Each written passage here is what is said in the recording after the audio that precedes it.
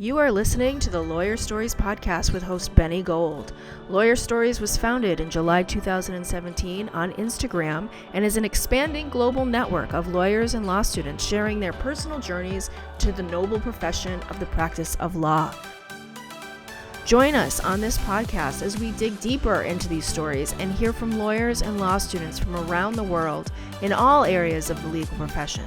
Here at Lawyer Stories, we believe that every lawyer has a story. What's yours?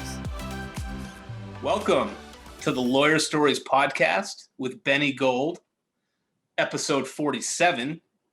Today we welcome in attorney Jonathan Bloom, managing partner at Bloom Freeling in Boca Raton, Florida. You're handling real estate, civil litigation, contracts, and some corporate law. How you doing, Jonathan? Good, Benny. How are you? Thanks for having me on today. Yeah, you got it. Glad to have you. How are things in Florida? Is the COVID opening up now and things starting to get a little more public? Well, Florida's kind of a crazy place, a little bit, but... Crazy? I think it's a normal place. All right. Well, crazy. The news. But anyway, so it is pretty... It's normal, but I feel like we hear a lot about Florida in the news. So... Well, you know, the news is an interesting thing. I don't care whatever your political views are. The news, unfortunately, is not news today. So yes, okay. It's more of a editorial, agenda-driven medium. Okay, and I got to tell you, living here in Florida for about 27 years, it is, I think, the norm. It is killing it. It is doing well.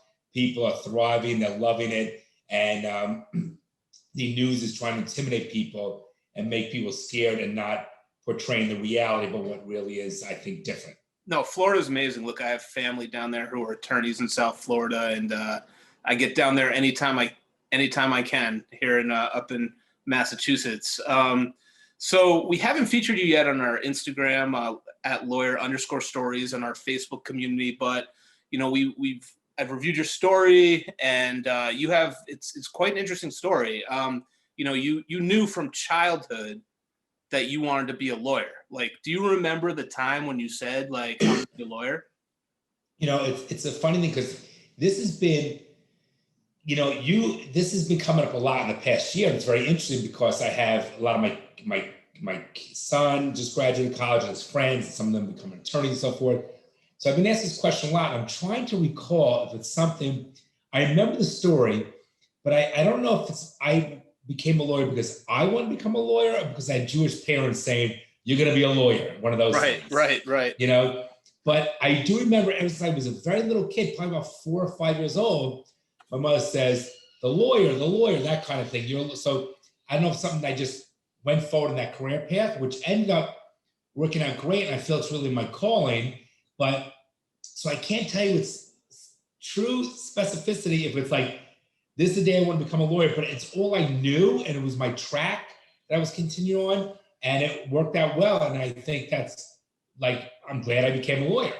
Yeah, oh, for sure. So like you did have a family business. So like what happened there? Did you work for them at all? Because I think later you went in and you did that when you were studying for the bar, when you moved to Florida, because you're from New York, right? Correct. Like, you're from New York. Correct. And if you want to tell us like what part of New York and like your family business, you had a collection business there.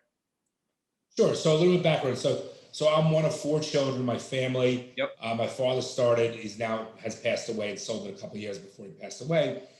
For about 40 something years, my father started his own collection agency. People that don't pay their bills, their delinquent debts, and he would collect it. He built it up to one of the top 100 in the country. Very, very successful agency. And all my siblings worked for my parents. I never did. Okay. I chose not to. Not because I don't love them. It's just that a lot of Jewish parents are very controlling, and I don't want to be controlled by anybody. Right. So I moved out at 18. And I never came back home and went off to college. Yep. But so they had this agency, collection agency. So I was working in New York as a lawyer with a very large insurance defense litigation firm in Long Island. About 3 years. Then I went to a small midtown firm in Manhattan for a couple of months, and then I was miserable, and that's what brought me to Florida, which is also an interesting story. We'll talk about that later if you want. But I never went into the business. My family business, when I moved to Florida, because I had no income and I was not yet licensed in the state of Florida, I started my own separate and apart collection agency during the day because it's what I grew up around the kitchen table. So you knew how to do it. Like you went there and kind of knew how to do it. Like you knew how to create a living for yourself just by kind of picking it up back home, right? Well, because, it was because at the dinner table every night, my whole life, my father talked about business. So, Right. his business that he had. So, it's what I knew. And I figured, why not do something I know? Now, if it wasn't that, I'm a scrapper. I will make ends meet all the time and make a living. I would have waited tables if I had to. I was fighting for the bar. But this gave me an opportunity to at least go out there and try to drum some business, which was not easy. It took me a couple of years before I even made a dime, but I needed to at least get some sort of revenue stream coming in while I was fighting for the bar in the evening. Yeah, no, I think that's definitely like a characteristic of law students who graduate. You can always like hustle and figure something out, and I think like that's pretty cool that you were able. You weren't in the family business, but do you have all brothers, all sisters, a mix, or 2 older brothers and a younger sister? Okay, so you were able to kind of do that in Florida while you were studying for the bar. So like, let's go back to college. Did you go to American? Went to American University. So let me just stop you right there, because I think I read something where you found it, and this is sort of not relevant to law, but were you a founding father at Sigma Alpha Mu? Correct. Me and my best friend. Correct. Okay. Go ahead, because I want to just say I was a founding father at Zeta Beta Tau at UMass. Yep. So we're nice. Founding fathers. Like, congrats! Awesome. I think that's really cool. Yeah. So I wanted curious to know is the reason why we started Sammy was because we had ZBT and AEPI at American. Yep. And all these fraternities haze. And again, I have a very strong personality. Right. And I don't want to be hazed by anybody. Just like I wouldn't haze anybody. So ZBT and AEPI wanted me, my friend Todd, and we're like, well, the minute you haze me, I'm going to sort of punch in the face and kick out of school. I'm not going to allow myself to be hazed. Right. So we started our own fraternity, and I don't believe I should haze anybody, nor should anybody haze me. Yeah. No, similar actually. We had Sammy and AEPI. They were like the big leading Jewish fraternities, great houses. But I was like a little older. I was like 19 my freshman year. So, and I heard of this thing in my dorm. I lived in the hippie dorms, and this was going on. And I was like, this could be a cool opportunity. Like, I love Animal House, the movie Animal House, and I want to be in a fraternity. So there you have it, ZBT for life, So that's, I just saw that, and I wanted to just bring it up and throw it out there. Yeah, it's, I like the fact that we started. Because of us, that chapter now will be there because of people like us. Right. That's true. Yeah, that's true. Pretty cool. Pretty cool. Very cool. So, all right. So American, then you went to Toro for law. Tell us, what was your law school experience like? Was there anything like you really disliked? Do you remember, or do you that you liked or you thrived at? I always talk about being called on in class. I don't really love that. That comes up almost every episode. I think if I didn't have the anxiety around that would have been fine. But I know you're a very skilled and passionate litigator. You're fierce. I've read some really good reviews about what you're doing. So I don't think that type of thing would be an issue for you in law school. That never intimidated me. I was president of my entire student body at American University of 6,000 kids. So I would speak in front of the incoming class and the parents. And to me, they never intimidated me because, again, I don't think I'm better than you and you're not better than me. We're both human beings. And, so why should you intimidate me or why should I intimidate you? Right? That's what what the trick is with that? I think it's the earlier that you can learn that perspective, the better off you'll be. Because I think some people don't gain that perspective until they're like a little older, or like maybe they had to have some life experience to go through, but I think that's 100%. Yeah. So, it's funny because one thing my mother, so it's like, I don't drink. I very, very, very rarely drink. I never tried a drug in my life. And that's the truth. And so I remember growing up. So my mother used to always say to me, if someone doesn't like you for who you are, F them. Right. She used to say that. And she instilled that confidence and that security in me. So I always had that even when I was younger. So to me, what's the worst? You make a mistake? People that don't think that they're free. Hey, now, sorry, my wife's in the background. It's fine. People that, I'm so sorry. People that think that they're free from making mistakes are crazy and narcissistic, right? So Right. everybody makes mistakes. It's what we True. do and learn from them. So I never really worried about that stuff. Right. Oh, yeah, that's terrific. And you actually, so I know we touched on law school and undergrad, but like you left home at 18, right? So like, right. So I went to college, and my parents were very fortunate. They paid for my college and my law school, but I never moved back home. I always stayed where I was at that time. So when I was out on my own, so I always worked every summer. I was on my own financially during the summer, and I just wanted to be my own person and get out, and I was ready to move on. wow. Okay. Yeah. And then, so like you mentioned, you worked in the largest litigation firm in Long Island. And then you you went to New York, but you were working like super long hours, right? And you were just like, this is crazy. But my question is about that, because you already touched on it. I don't mean to like belabor the point, but no, it's okay. You want to talk about working like the super long hours in Long Island at a smaller firm, and then how your wife convinced you to move to Florida. I'm kind of curious about that.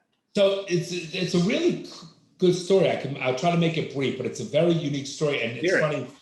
And there's a reason why I think people should really listen, because things happen for a reason. Okay. And I always say it's better to try and not succeed than never try at all and worry and then regret it down the road.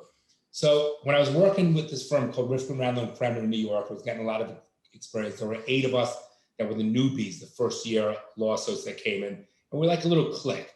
And there were over 225 lawyers, and it was huge square footage of office space, and it was just fun. So I was working there, and after about 3.5 years, I was, had the name behind me, the law firm. It's time to move on. Let me try to get more money and salary.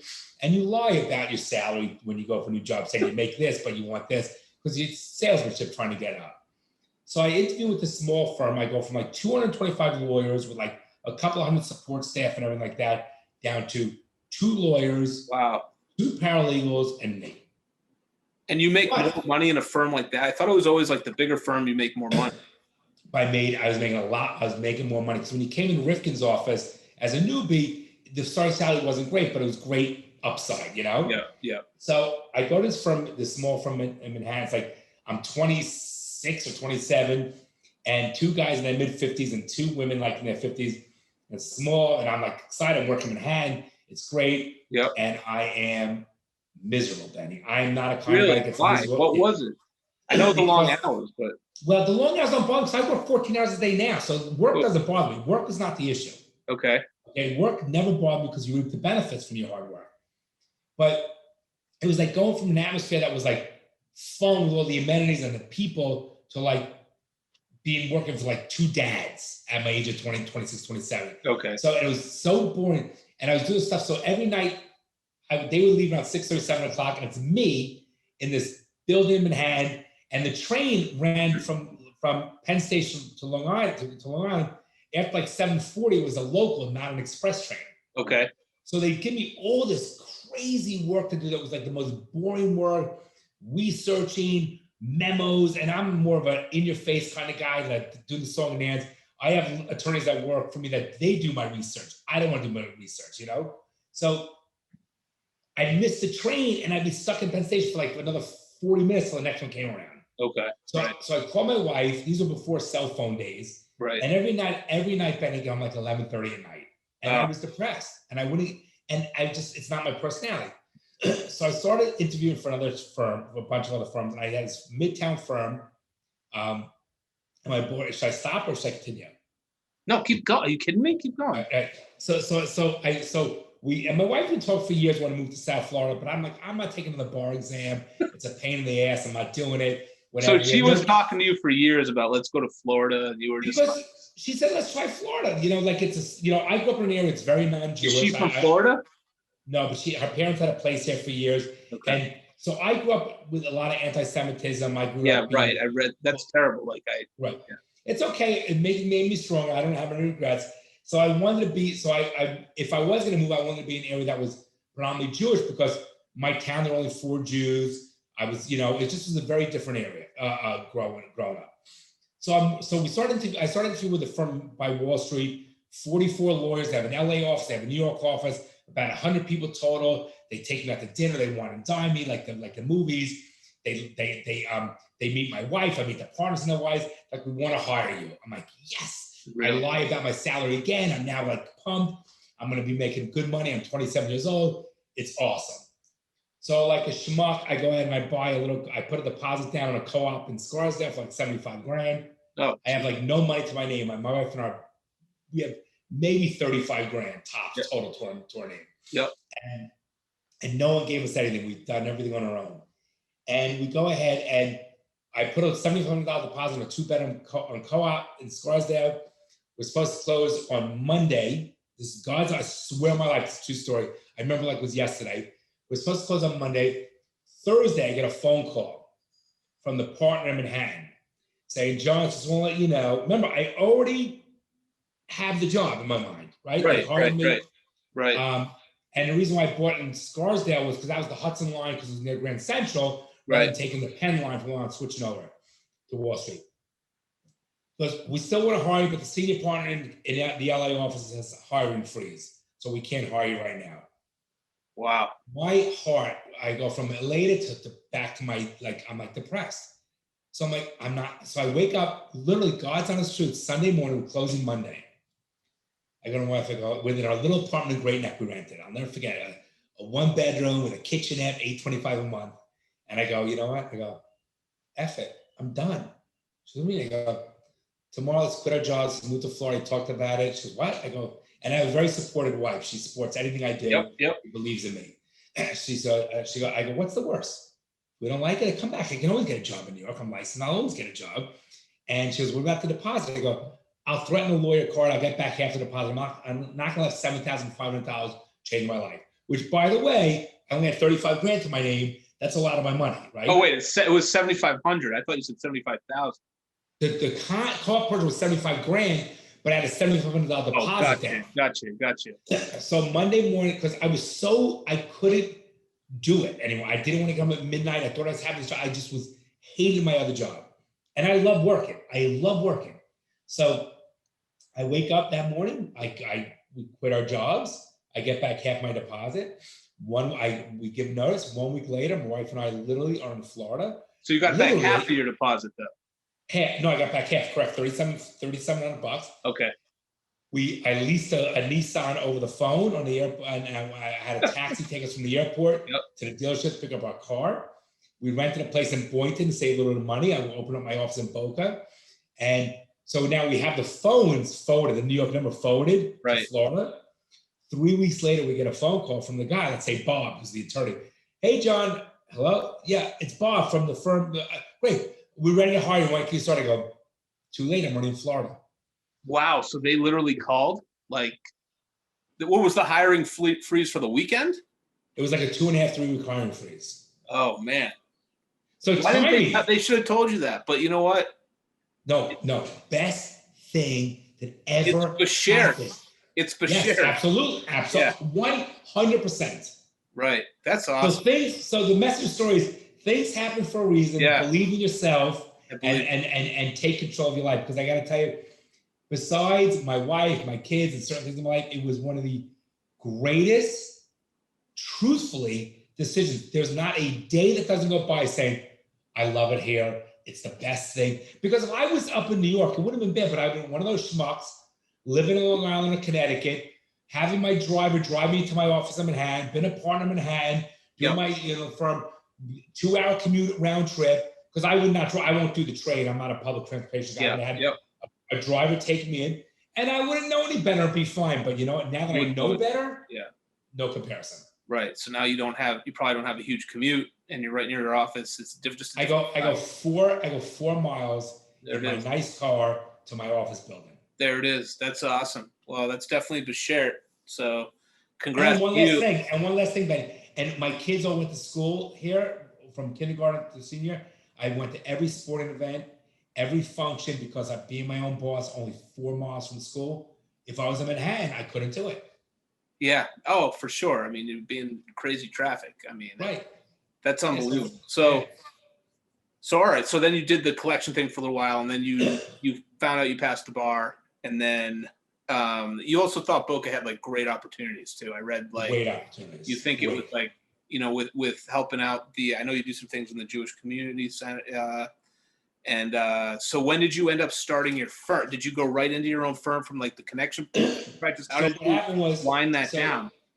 Say that again. I'm sorry. Like, how did you wind down the collection practice? All right. So what happened was, so I started the collection agency. I would go every morning from 8 in the morning till 6 o'clock in the evening. I would cold call. I had 2 suits is all I really owned. I had no money, and I would knock on every commercial building and try to get their account receivables. From 6 to 9 at night, I would get on the phone as a collector and make phone calls. And from 9, because you can't call after 9 p.m. under the Fair Debt Collection Practice Act. Right. And from 9 till midnight, I'd start to the bar every night. Yep. And at midnight, I'd get home, and my wife would be asleep, and she would have dinner waiting for me to heat up. And I would do that all the time. And someone was like, oh my God, what I do? There were times, so my wife was pregnant with my firstborn, and we had 1 car.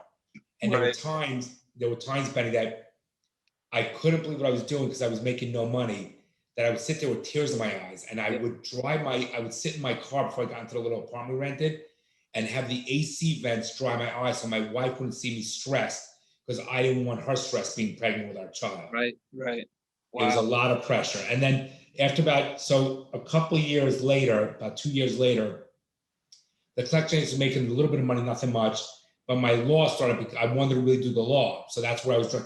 So after I started doing law more full time, I couldn't juggle both. I then gave the collection agency to my older brother. So you didn't even work for anybody when, like, in the law, like when you got here, you just, once you passed the bar, you hightailed it out of there and you were like right to your own firm. Right. So is the collection practice that your parents had still around or no? Or do your they sold that. They sold that about 3 years ago to a big fund. Gotcha. But I had nothing to do with that agency. When I started my own collection agency, it had nothing to do with a different company. Oh yeah, no, totally. I know you've done everything on your own. Like I've read that. Right. So then it's funny because New York, when you practice law in New York, is a certain way of practicing. Florida's not the same way as practicing. So I thought I was a hot shit young attorney knowing what I'm talking about. And I would go into court like, I got this. And I go into court and I'd be like, Judge, their motion to be heard because they didn't file it appropriately, the papers timely or reply papers. And just like, what are you talking about? Because in New York, you have to file your papers and opposition papers and reply. In Florida, you don't have to file opposition papers. You don't have to file reply papers. So I'm like, what?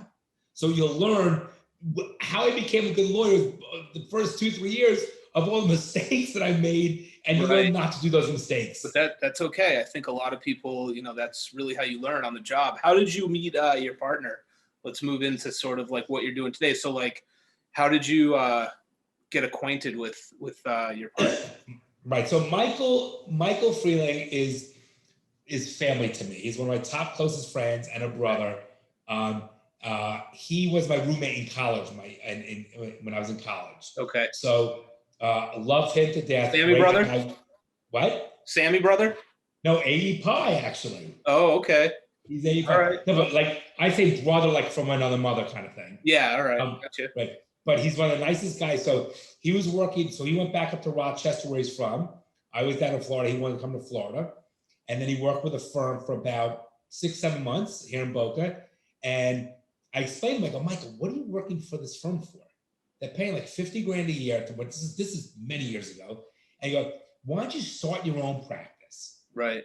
And I'll give you some work in the meantime and be your own boss. And I guarantee you 1 year you're going to make more than what this firm's paying you. So he did that after about 2-3 years of him being on his own. See, I owned my space and always rented out space to lawyers. And because we love each other and take care of each other because he's my best friend and we were roommates. I've known him over 30 plus years. And he was in Florida. So he was already. He moved to Florida probably I've been here about 27 years. He's been here about 17 years. Okay. So I know him longer than I know my wife. I know my wife for over 30 years. Well, yeah, of course. Right. College buddy, yeah. Right. So after like 3 years, and I said, Mike, why don't you just join up? Why don't we just become partners? We have different personalities. I travel out for pleasure. He can cover things when I'm gone. And it's got to be 20 years later. It's a great dynamics. And, wow. And he will kill for me. I will kill for him. And wow. as long as I'm practicing law, he will always be with me. Wow, that's amazing. That's Great guy. it's hard to find that, I think, like that loyalty. It's perfect. So you guys are, it's a great fit. So why don't you talk a little bit about like what you're practicing there at your firm with Mr. Freeling? Like so tell us, what it is that you're specializing in. Okay, so we do a couple of things. A good part of our practice now, which is great, is the real estate and title insurance. Okay. Real estate. I've been doing it for years, and I got into it when I first moved down, and I bought my own place about 1.5 years, 2 years from being here, and I hired a lawyer to represent me. And I see this other lawyer making like, I would charge like people like $500 to do a closing when I was a young kid. And I see this other lawyer making like $2,000 of title insurance. I'm like, what's this gig? Yeah. So, and so I'm like, I want to be the guy making the $2,000 a deal, whatever. So I found a paralegal from another colleague who's about 10 years older than I am, and she trained me on this whole thing. Yeah, that's interesting. I feel like I hear that a lot from attorneys, like that they get, if you get a paralegal who really knows what they're doing. I mean, we have the licenses to go out there and do it, right? Yeah, I saw this opportunity and I rode the wave. I did it at perfect time, well before the wave started on the upside. So I do a lot of real estate and title. I do a lot of corporate work, and I do a lot of civil litigation. Okay. The reason why I do it's funny, the reason why I do litigation transaction, which is very unusual for most lawyers to do, they either do one or the other, is because the transactional stuff is good money. I have a whole department. We do probably about 60 plus closings a month. Really? Okay? How many employees do you guys have? We have 8 staff members. Wow. and three attorneys. Okay. And my paralegals work very hard. I take great care of them. They work from about 7 till 7 at night. Wow. They're very good. I give them good bonuses. They're very loyal. I feel very blessed with my staff. Wow. I have some that been with me over 20 years. That's how good they are. Yeah, it's amazing. So I like the transactional stuff because it's good. You get paid there. And my clients are a lot of medium to wealthy sized clients. So I handle all their needs, whether it's their leases, their corporate work, their contract work, buying and selling properties, their investments that, from a legal standpoint. So they pretty much come to me for everything. And then if I can't handle it, I put them in touch with the right person. So what I pride myself on is either my clients become friends, or my friends become clients. And that's interesting, because I wanted to ask you, like, what makes a good client? Well, a good client, I think, is, any client can technically be a good client as long as they're not really, pain in the rear end. Right. I think a good client, what makes a good client in general makes a good client for me. Oh, just for you, like, besides, obviously, like, paying their fee, but like what, like, I think any lawyer would say that, but like, what makes a good client? Like somebody that could work with you, not somebody like calling you, somebody that gives you all the documentation that you need. Like, is that? I think a good client for me would be somewhat of a small to medium, even large type of business owner or entrepreneur who's looking for growth. Because I always say, I'm not a reactive attorney, Benny. I'm a proactive attorney. Yep. I won't ask you. I will handle your needs now, but I also ask about your future, what your goals are, because my goal is to have me grow with you parallel. So I'm there for you from beginning to end to take care of needs and protect you. Yep. So if it's like a doctor. If you just go into a doctor's office and said, it hurts when I breathe, and he says, oh, take an inhaler, but doesn't do a full checkup or ask about your prior medical history, your family, where you see, whether you exercise, or you smoke or drink and so forth, the doctor's not doing their job. So I feel it's very important to be an advisor to my clients, a counselor to them, to where they are now, what are some of their concerns, and where do they see their growth, so I can guide them appropriately. Okay, that's fair. So like, you started a social webisode. Is that what it's called? A webisode? You mean Power Talk? Called Power Talk. Is that still what's going on with that? Yeah. So that's a great thing that I started. What that does is I've taken, I interview people who are prominent, successful entrepreneurs, and that could be whether in the armed forces, business, things like that are successful leaders in the South Florida community.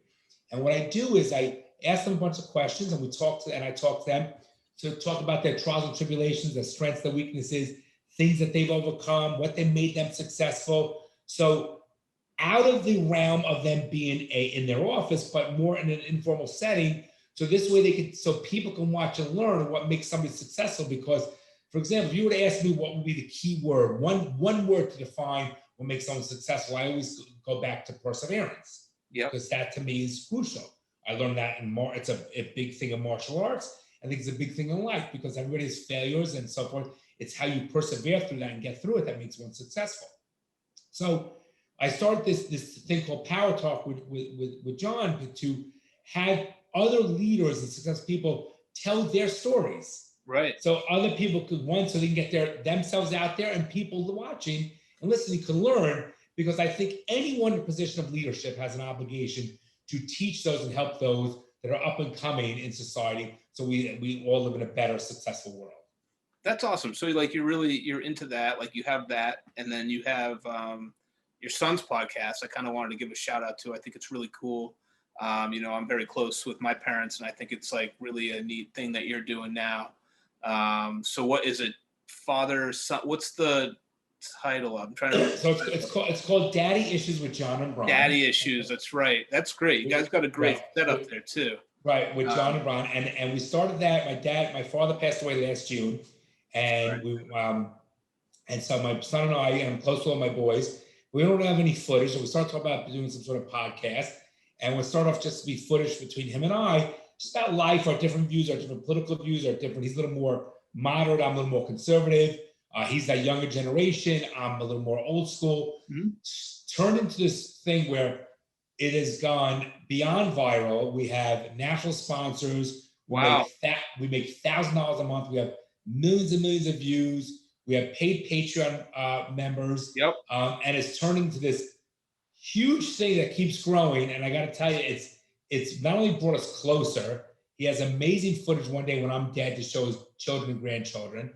And it's been priceless. And the people love it. And we feel we've been helping a lot of people, because we really are very sincere and authentic with our listeners. And I think that's why it's grown, because they appreciate the sincerity and authenticity of it. Wow, that's awesome. Yeah, I might have to call him and get some tips. Any way we can help. Lawyer Stories podcast. That's really cool. Yeah. So just back to the legal practice for a minute. So tell me what you love about practicing in South Florida, and like what's next for Bloom Freeling. All right. So what I love, I love practicing law for a couple of reasons. One is I don't want to sound cocky, but I'm good at what I do. Good. And I like doing well what I do. That's just me. Two is what really fuels me and sort of excites me is I love winning. Okay, I do. I thrive on winning. I love fighting. That's my personality. I'm a alpha, in your face kind of guy. I don't know why, it's just who I am. And I don't mind confrontation, but most importantly, I like helping people and getting them what they need. To know that somebody can hire anybody out there, right? And they chose me to represent them, protect them. I take that fiduciary very seriously, so I like that. And I think go ahead. No, go ahead. No, I think what you say, like with confrontation, I think that's huge, because I think, a lot of people you have some people who are mediators, some people who are litigators. Like I kind of break it down like that a little bit when it comes to the law, and the type of things people do. So I think like to truly want to like litigate and be there for your client, like a client wants to hire somebody, like a Jonathan Bloom, who just straight up says, I'm not afraid of confrontation, because that's what it comes to, right? Like people want to, it's confrontation. I mean, you get these pleadings in the mail and it's like, I'm going to do X, Y, and Z to you. And you're just like, seething to like, to write them back. And so I think that's super important, that point right there. Right. So, a thing that I think is another thing that I sort of pride myself on, and I say is that I'm a businessman that provides a legal service to my clients. I'm not a lawyer. Yeah. If I'm a lawyer, I would say you're nothing more than a plumber with a law degree. Right. Because practicing law, there's so many facets that come into play. For example, my same goal, I have the same goal for every client. The facts might be different, but the goal is the same. Right. And the goal is to get them the most favorable result with spending as little money as possible with me in legal fees. That's the bottom line, right? So if I have to be a businessman and be able to read people, negotiate really well, at the same time protecting my clients' back and interest, but not at the extent of me making money, at the extent of doing what's best for my client. Right. So that's why it's very important. That's that bell curve. Where do I get to the point of the bell curve where now it starts benefiting me and not my client? Because if I do that, I'll never have that client again. And I get all my business from word of mouth and referrals. So most lawyers don't get that. They think that's just about billing. And it's not. It's about getting them the most productive outcome and spending as little money as possible in legal fees, because having you as a client for 20 years, Benny, and you're referring 50 of your friends over the next 20 years is better than me robbing you today and having you as a one-time client. Yeah, that's totally true. Smart. That's smart the reality. Approach. Yeah. That's how and that's how you build it. And so to go back to your initial question, I thrive the fact that a client or a friend could choose anybody and they choose me. And that's why I do what I do well. Because I don't want to let them down. Well, I could hear it. I mean, I can hear it in your voice, how passionate you are about what you do and like how you help people. And I think your story, which we love to bring it light here at Lawyer Stories, is something that would attribute to you being as successful as you are. So congratulations on everything you've done. Thank you. Thank you. So is there something that we haven't touched on that you want to talk about, your practice or anything else you're doing, your community work with, the Jewish community, our mishpacha, or is there anything, is there anything else that we didn't get to tonight? No, I just think, I think that, it's a tough profession us lawyers are in. My three boys, not one of them want to become a lawyer. I'm not sure it's because they think it's boring or, I work hard, which I don't mind. I work, I'm in my office 7:30. I don't leave till 7:30 at night. And I usually do about 2 hours of work at home. And I do a lot of work on the weekends. But again, as I said, it directly benefits me. And I don't think anybody in life can become successful without working hard. Hard work is not a bad thing. Yeah. But I think that we as lawyers, because I've seen the profession change in the past 29 years. It used to be things of a handshake. Now with emails and so many bad lawyers out there, unfortunately, so many liars, they lie right in front of the judges and things like that. And I don't tolerate that. I will not, I don't care if you're a judge or not. Yeah. I don't tolerate that one bit. And I call people out. And I think that we as lawyers have to try to groom young lawyers and make them better. Yep. I think we need to make our profession better. I hate to say that because it's our profession, but there's a lot of bad lawyers. There's a lot of bad judges. It's so overcrowded. People don't really do the work the right way. And that's even another reason why I feel that I have to stand up to fight for our profession, right, and not let it take it by the wayside. Yeah, I mean, I think I'm kind of a proponent of law school being a little more like med school, where we have these things that we can, we have to complete like a year of just like a practice somewhere alongside of an attorney, and learn how to be an attorney. I mean, there are a lot of internships and externships that you can complete in law school, but I think you really need to be hands-on and learn from an attorney. It's too theoretical, so I think that would help a lot with the profession. But yeah, I mean, I think the generation's different today, with the computers and the internet. I bet my class was the last class that had to actually our 1L year go into the stacks with the books, and then they finally let us go into the computer. They gave us our passwords to the LexisNexis or Westlaw. Right. But we actually had to use the books for the first semester. And I don't know. I feel like they don't do that anymore. They have the law library, which it's like traditional, like being in the stacks late at night, like doing your research. That's so traditional. Like, I love that. Paper Chase style. Like, that's a great movie, by the way. But it's probably not like that anymore. It's not. I grew up in that era where we did research that way. So even when I used to go to the clerk's office and have me search certain deeds back when I was a young attorney, we have to go the library books. and they were big books. I mean, they were this, and you go back, and it was like a puzzle. Now, my underwriter does a ton of search for me. Yeah, it's all, and you could Google, and I mean, you could search anything on Lexus, whatever, or Westlaw. Where years ago we could. It's a different world. But I think that things get so overcrowded, and you have these young attorneys, and the judges are not nice to them, and the employers don't really train them.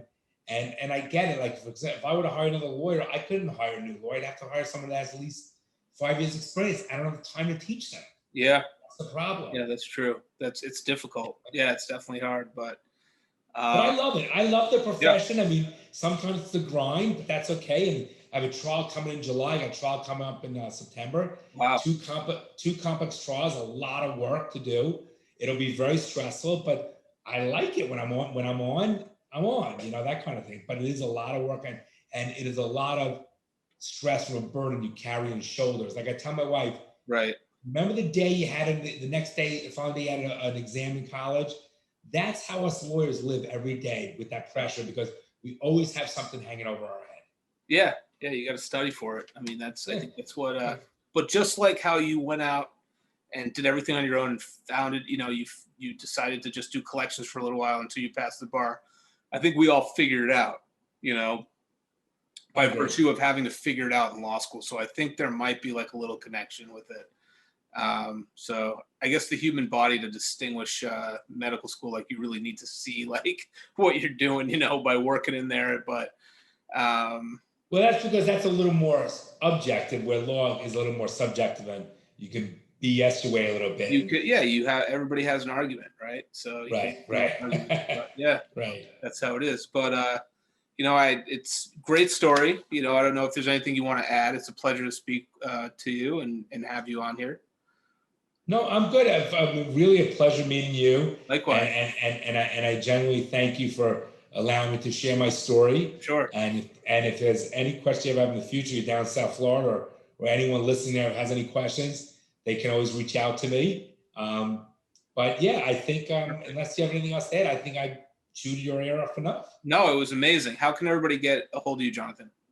So if they want to reach out to me, my office is 561-864-0000. And or you can type in Bloom and Freeling. That's Freeling. Our website in South Florida, and we're here to answer any questions you have. Great. And you could also contact us at lawyer_stories on Instagram, and we'll put you in touch. Jonathan, stay right there for a second. Thanks for tuning in, everybody. Episode 47 of the Lawyer Stories podcast with Benny Gold. Wherever you are in the world today, enjoy yourselves.